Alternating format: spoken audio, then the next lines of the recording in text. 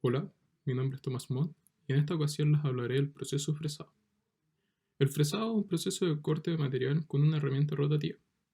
Esta herramienta se llama fresa.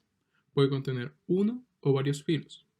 Para que se ejecute el corte del material, se debe generar un movimiento de rotación y desplazamiento, donde este último puede ser de la bancada o del cabezal, refiriéndose a bancada como la superficie donde se encuentra la pieza.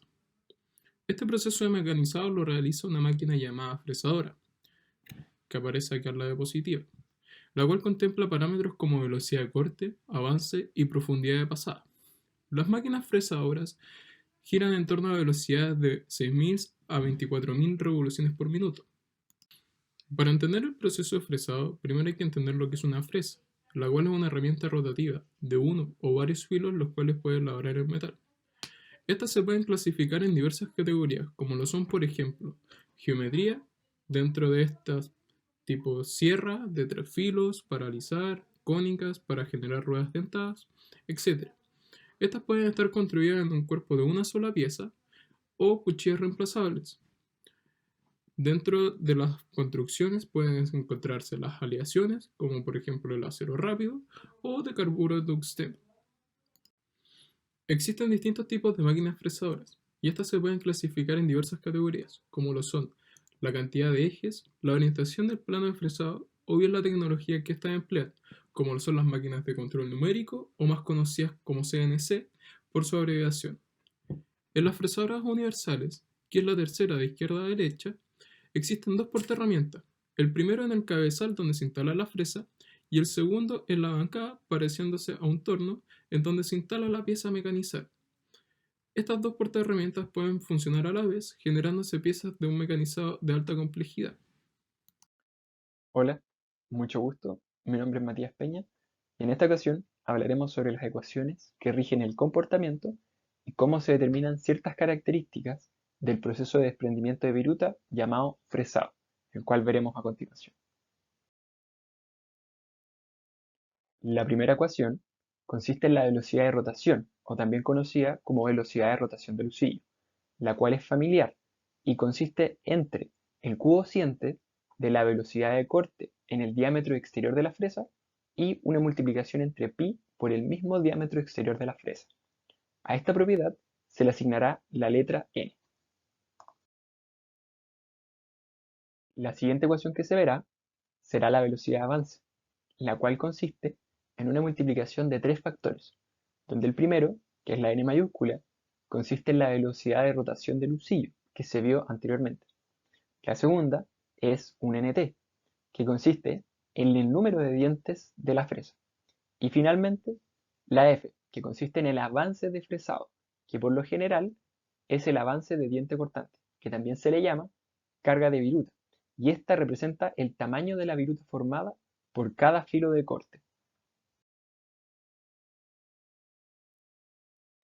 La tercera ecuación representa la remoción de material que se genera en el proceso de fresado, y esta se determina usando el producto entre el área, la cual está compuesta de una letra W que representa el ancho y una letra D que representa la profundidad, multiplicado por la velocidad de remoción del material, que fue la ecuación que se vio de manera anterior.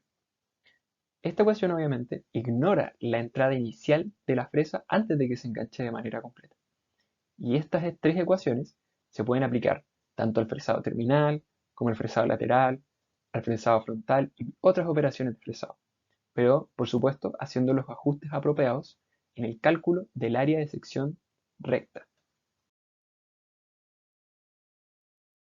Las ecuaciones que se vieron anteriormente servían para múltiples procesos de fresado, como se mencionó, pero las que se verán a continuación serán solamente para el fresado periférico o que también se le denomina fresado de dientes finos. La primera ecuación que se verá para el proceso de fresado periférico será la distancia de aproximación para alcanzar la velocidad de corte completo, a la cual se le asignará la letra A, y consiste en la raíz cuadrada de la multiplicación entre la profundidad de corte, con una letra D minúscula, y la diferencia entre el diámetro exterior de la fresa con esta misma profundidad. La segunda ecuación para el fresado periférico es la que busca determinar el tiempo requerido para fresar una pieza de trabajo que posee una longitud L, la cual consiste en el cociente entre la suma de la longitud L de la plancha y la distancia de aproximación, en conjunto con la velocidad de avance que se vio previamente.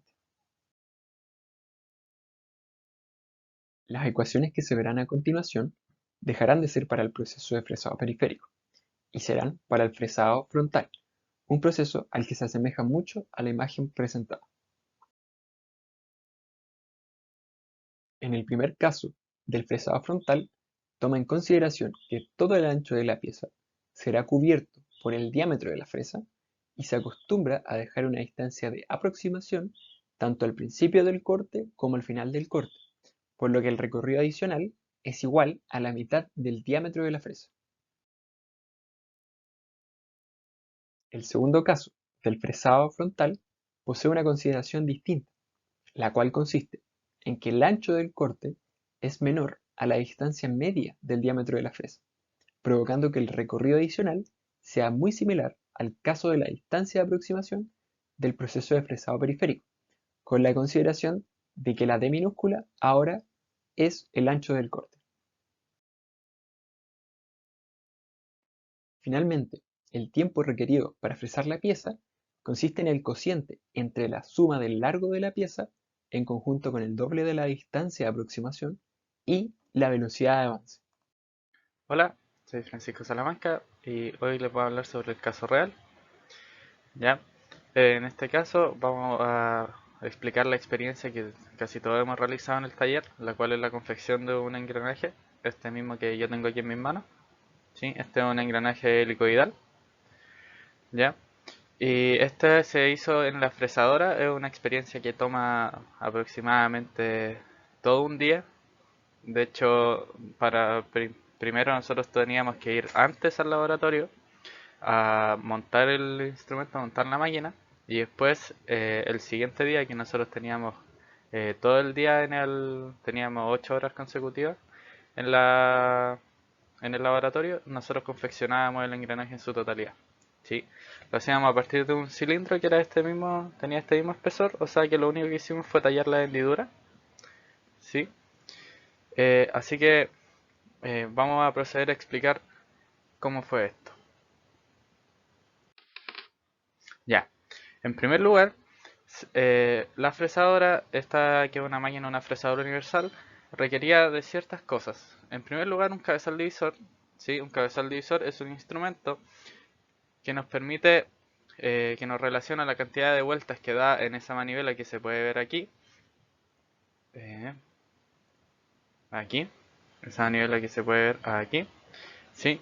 Y nos relaciona la cantidad de vueltas que da esa manivela con la vuelta que da este cilindro que va a dar en total.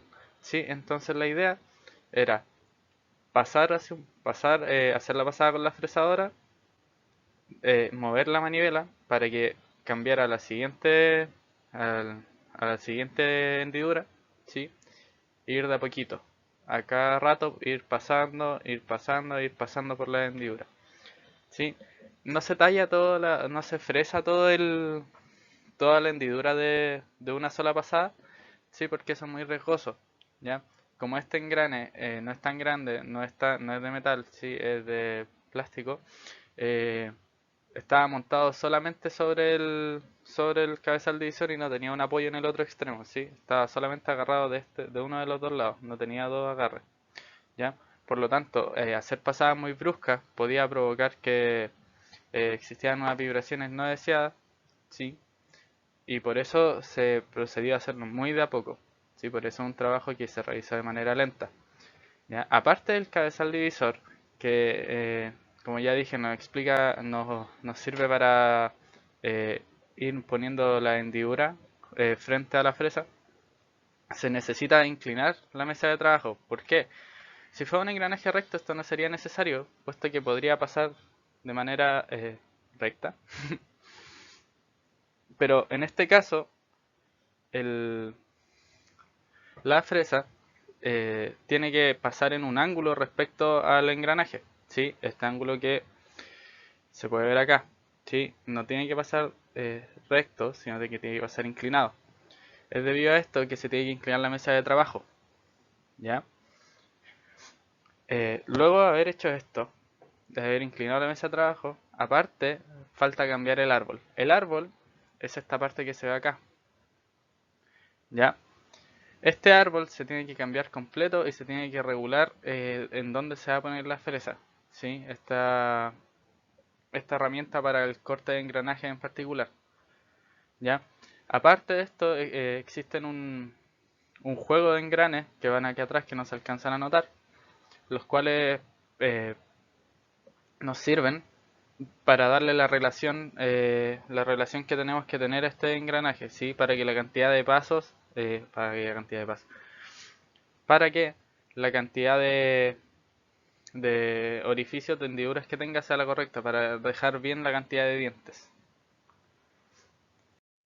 Finalmente, la utilidad de realizar esta experiencia es que se puede ver que a pesar de que la forma más común de ver una fresadora, ¿cierto? Haciendo trabajo en plano o haciendo orificios, ¿sí? También es una máquina súper multifuncional, ¿sí? El cambio de herramientas que tiene, la posibilidad de las distintas configuraciones, el mover entre ejes, todo es una máquina que es muy versátil para distintos tipos de trabajo, ¿sí? También tenemos otros ejemplos como los que ya hicimos también en el ramo de taller, ¿sí? En este ramo nosotros también realizamos una pieza plana, ¿sí? A la cual le hicimos solamente un orificio. En ese caso fue una pieza muy simple a la cual solo se rebajó hasta la mitad y se le hicieron orificios en los bordes, ¿sí? Solamente para mostrar la utilidad de cómo se utiliza una fresadora. Hola, soy Martín Enríquez y para culminar esta presentación vamos a resolver un pequeño problema de cálculo.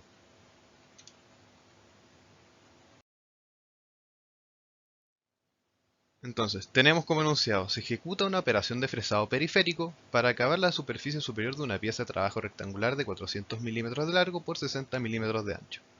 Se monta una fresa helicoidal de 80 milímetros de diámetro con 5 dientes, cuyo ancho de la pieza sobresale en ambos lados. La velocidad de corte es de 70 metros por minuto, la carga de viruta es de 0,25 milímetros por diente y la profundidad de corte es de 5 milímetros. Tenemos que determinar el tiempo para hacer un paso a través de la superficie y la velocidad de remoción del material durante el corte. Entonces, datos importantes que tenemos.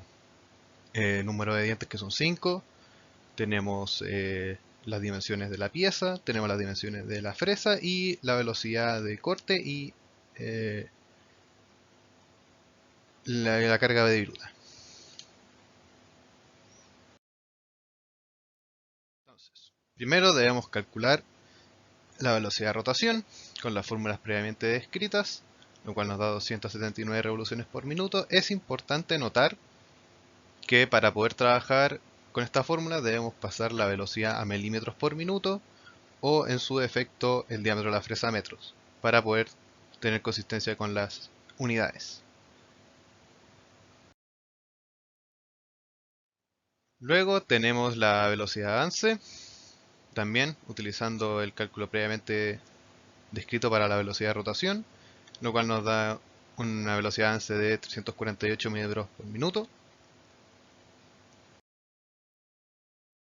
Y finalmente, dentro de las primeras tres ecuaciones principales, tenemos que calcular la distancia de aproximación, la cual nos da 19,36 milímetros. Con esto ya podemos entrar a calcular las dos cosas que nos preguntan.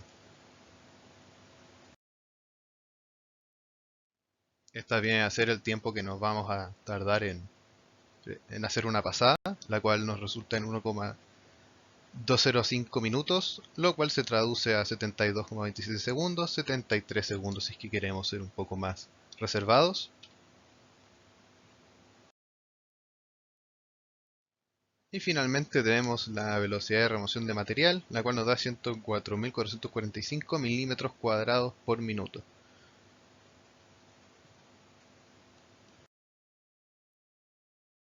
Es con esto que ya tenemos resueltas las dos dudas que nos plantean problemas. El inciso A, que nos pregunta por el tiempo para hacer un paso en la superficie, y el inciso B, que nos pregunta por la velocidad de remoción de material durante el corte. Por su atención, muchas gracias y espero que este video les haya servido. Tengan un bonito día.